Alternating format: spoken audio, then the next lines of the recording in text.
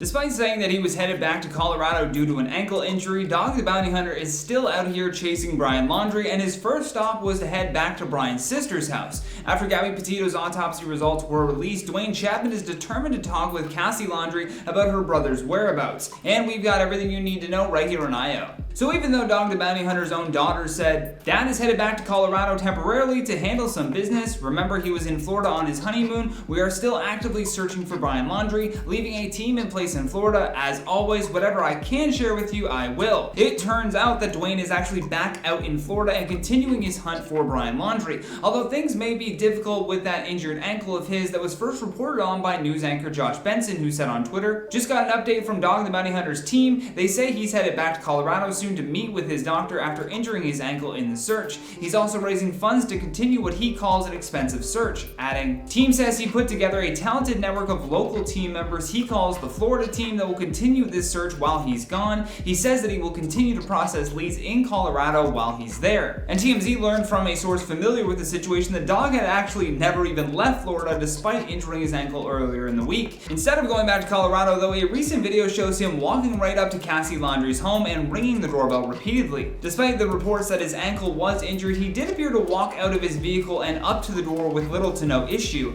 I didn't even really see him limping or favoring one leg over the other, which is usually the case when someone messes up their ankle. The person who is filming him walking up to Cassie's door also asked him how his ankle was doing, and he did say that it was feeling a lot better. When asked what he was hoping to get from speaking with Cassie, Duane said that he strongly believes she has more information about Brian's disappearance. You see, back in October, Cassie and her husband had interacted with a group of protesters that appeared outside of their home and admitted that she had no idea where her brother was. She also said that her parents, Chris and Roberta, may have more knowledge about his disappearance, but that they weren't speaking with her at the time. According to Cassie, she also revealed that she has received a ton of threats from angry protesters, threats that went as far as saying that they were going to take the lives of her family and even abduct her kids. She told the crowd of angry protesters, "We are just as angry and frustrated and upset as everyone else. I'm losing my parents and my brother and my children's aunt and my future sister-in-law on top of this." The recent autopsy results that were revealed by coroner Dr. Brent Blue that Gabby's death was caused by manual strangulation also raised some red flags with Dog the Bounty Hunter.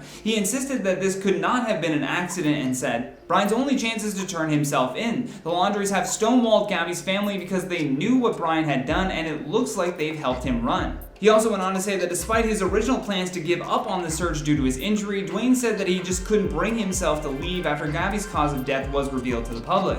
It seems like that news really made him want to double down on his manhunt for Brian. There were also some rumors floating around that Brian may be hiding at his sister's place, but Duane didn't really comment on that other than expressing that he believes Cassie knows more than she's letting on. I suppose only time will tell if he decides to come back again to try and confront Cassie about what she knows. As always, though, we would love to hear your thoughts on all of this. Don't forget to drop us a comment down below. But for now, I've been your host, Johnny Rogers, and until next time, stay classy, YouTube, or at least try.